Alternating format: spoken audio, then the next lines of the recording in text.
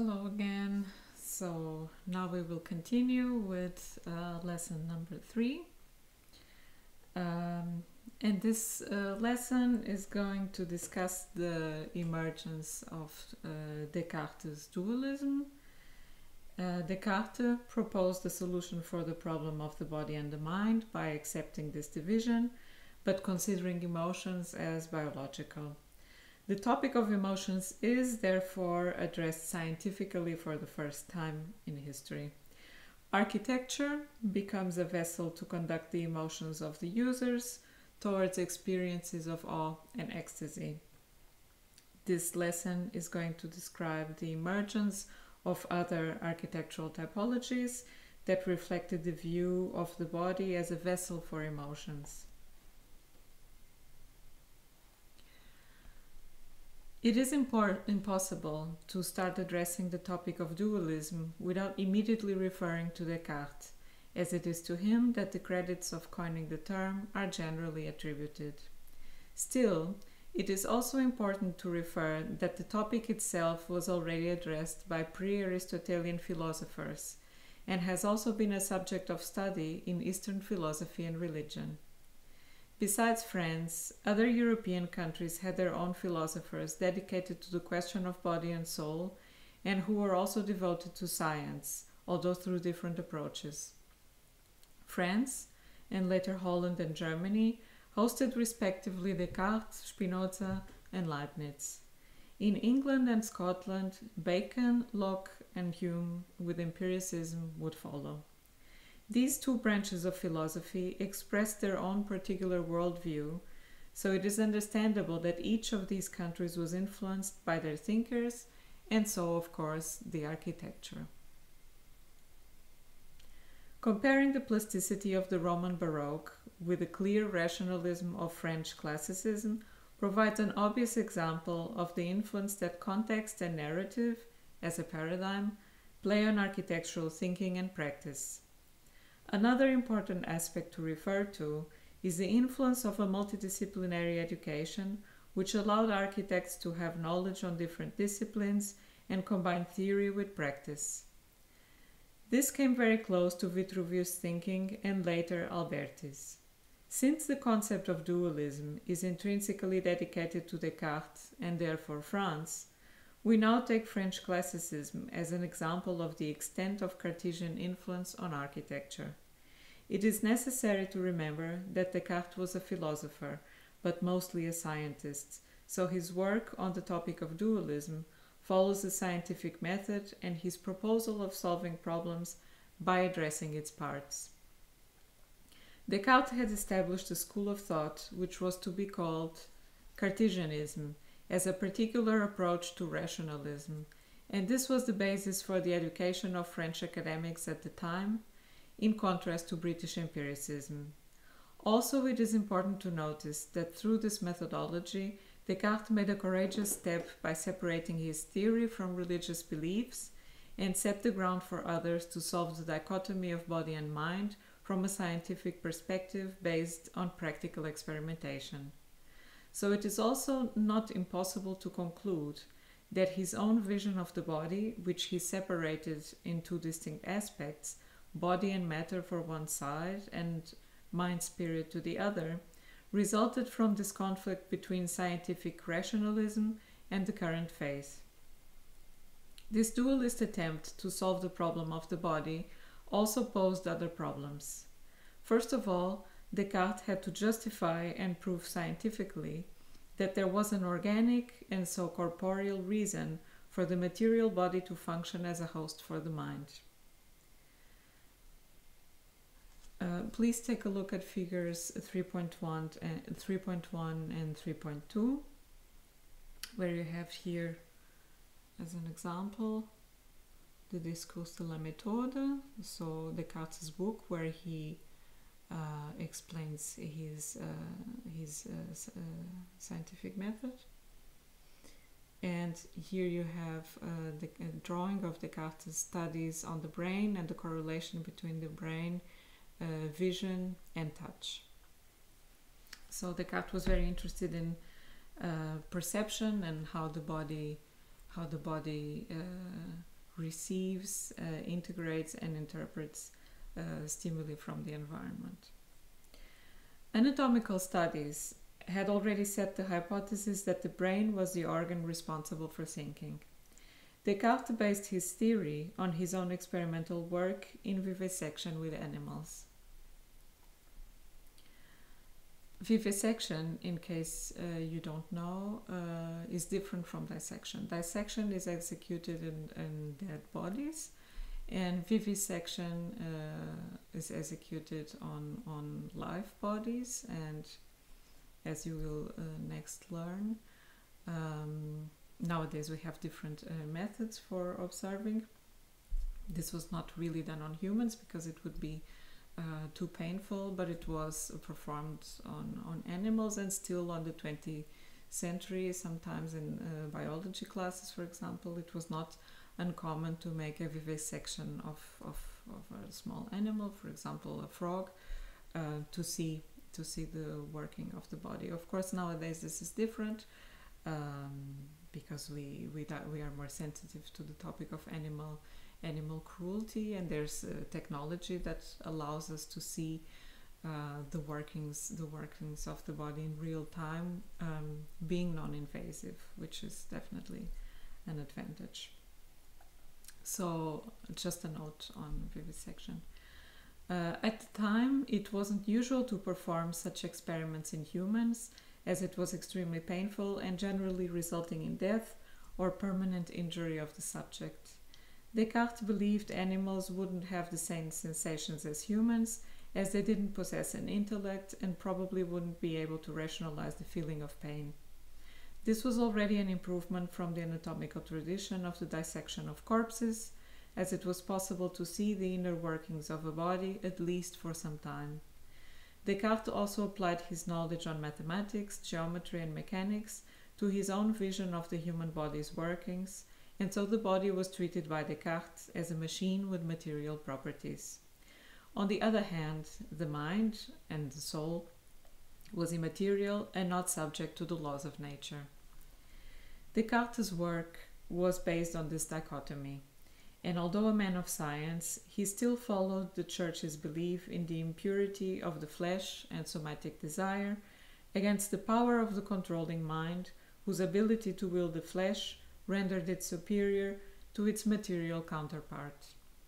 The flesh would always perish and rot, but the soul would remain immortal. The link between these two was the human ability to feel emotions, and Descartes explored this notion on his Passions of the Soul. According to his belief, the soul was seated in the pineal gland, which is located in the brain, and it was a small gland that was capable of controlling the body by the management of the cerebrospinal fluid, which acted through the brain's ventricles and so controlled the nervous system and the body's sensory capacity. In return, the nervous system, aroused by sensation, would transmit such information back to the pineal gland, where sensations were interpreted as emotions, and emotions received as impulses that caused the body to act. Although not solved, Descartes' body-mind problem would be addressed by many philosophers for the next centuries to come, and by the 20th century, a whole set of tools would be developed and new scientific fields would emerge to dedicate their research to this topic. But first one must return forcefully to the matter of architecture and to what extent dualist philosophy has made its influence in French architecture.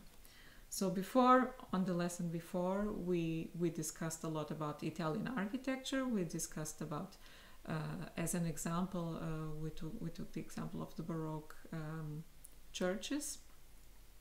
And now we will discuss rationalist architecture from the 17th century with examples from French architecture. So you can see that there was a direct connection between French philosophical thinking and the French architectural style of the 17th century. The Cartesian doubt was the point of view followed by Perrault, who, having studied anatomy during his medical studies, was decided to approach both classical and Renaissance theory with the same skeptical attitude in his first challenge in the field of architecture.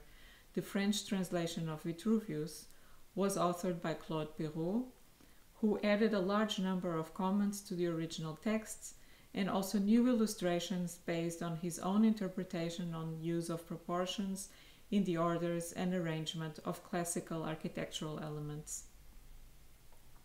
So please take a look at figures 3.5 and 3.6, where you have two illustrations from Claude Perrault that show a little bit of his rationalist architectural style. This was possible due to his knowledge of Latin and Greek, and his translation became really important to establish a theory on French classical style as opposed to the Italian Baroque. Perrault's simplification of the order's canon, which he achieved by taking the different proportions found on all of the column's orders, which had been measured since antiquity, and all measurements present different results, and simply calculated the arithmetic mean for each part. For this discussion on the orders, please take a look on figures 3.7 and 3.8, where you have images with the drawings, studies of Perrault on the classical orders, and you can see them, for example, if you want to cross-reference it with the previous lesson, you can make a comparison with the studies of Dürer in the Renaissance and also with the studies from Alberti. So Vitruvius had already accepted that these would have changed over time, the orders, how the orders developed, how they would have changed over time. So we have Doric, Ionic, and Corinthian, the three orders of the columns. Perrault also criticized what was Alberti's view on the importance of using the same proportions in architecture, such as in musical harmonies. He explained this by using his knowledge of physiology to demonstrate that the body makes a distinction between what the eye and the ear perceive, since these are two different sensory systems. So this was how Perrault interpreted. It was very influenced by Cartesian thinking, so it was not seen as an integrated whole, but the senses were explained as different systems. He explained this, Perrault found very difficult that musical harmonies, as perceived by the eye, would have an influence on the intellect. Here we immediately remember Cartesian dualism and his approach to problem solving by separating. Even medicine would realize centuries later that perhaps the ancients, as Perrault and his contemporaries addressed to Renaissance humanists, weren't so wrong in their assumptions after all. Perrault's translation of Vitruvius was meant to be used as a textbook for the Royal Academy of Architecture after its opening in 1671 and was published in 1673, having been widely accepted and making its way to the north thanks to the distribution of printed copies. It was exactly for this reason that Perrault had been commissioned to join in 1667 a three-person team to prepare the design for the east wing of the Louvre, where King Louis XIV would live. The team consisted of the king's first architect Louis Le Vau, the king's first painter Charles Lebrun, and Claude Perrault. Their design broke off with the Italian formalism by changing the proportions of the elements, by adopting slender colonnades, allowing more light to enter the interior. The facade with its grouping of columns in pairs asked for the creation of a completely new structural system based on reinforcing of masonry with a complex framework of iron. On his translation of Vitruvius, Perrault would explain the reasons for this radical change in the design, justifying with what he believed was the essence of French taste, which had much more affinity with the lightness of the Gothic. So in order to make this distinction between what is a French sober rationalist style and what was an ornamental, sensuous, excessive style of Italian Baroque. The French, from French architecture from the 18th century, picks up the tradition of the Gothic and this clarity in line and also the formal repertoire of the elements, and picks it up and uses this affinity as a reference for what would be the French style, as an opposition to what was established as an Italian style. So the east wing of the Louvre was also a statement of definite cultural differences between France and Italy, contributing to the polemics. But this vision of a well-established French style, as clear and rationalistic, would take another turn after the death of Perrault, being reinforced by King Louis XIV's decision to move the court to Versailles. Please take a look at figure 3.9, where you have here a drawing representation. It's the project for the facade of the Louvre. And as you can see, it's almost like a raster facade, very clear, repetitive geometry with very few architectural elements, and it reflects this sobriety of style and this opposition or distinction to the sensuousness and the opulence of the Italian Baroque style. The east wing of the Louvre, this is the drawing refers to the east wing of the Louvre, was also a statement of definite cultural differences between France and Italy, contributing to the polemics. I'm sorry, I repeated myself. But this vision of a well-established French style as a clear and rationalistic would take another turn after the death of Perrault, being reinforced by King Louis XIV's decision to move the court to Versailles. From then on, architectural invention will be devoted to the overly ornamental style of the Rococo, which also spread across Europe. It was only during the Enlightenment period, with the increase of social dissatisfaction and also the growth of a political consciousness, which would lead to the French Revolution, that the interest on classical architecture came back. At this time, Paris was also a well-established cultural central, with gatherings of intellectuals happening spontaneously and not necessarily under the king's wing. Intellectual circles, such as Diderot's, would reveal their importance, and his Letter on the Blind, from 1749, is an impressive reflection on the topics of mind and sensory perception, especially on the matter of the role of hearing and touch as eventual substitutes for vision. It is not, to our knowledge, that Diderot might eventually have written this letter thinking explicitly about Descartes' dualism, but considering the revolutionary spirit of the time, perhaps there was some dissatisfaction with Descartes' solution, which led to Diderot's approach to the problem of the body and the mind much closer to what would become 20th century phenomenology. The Enlightenment also brought a growing consciousness on the role of the individual, and rationalists like Descartes and Spinoza had already opened the way towards an anti-clerical approach to knowledge through logical thinking. But if it is to the British empiricist Locke that the concepts of self and individual are attributed.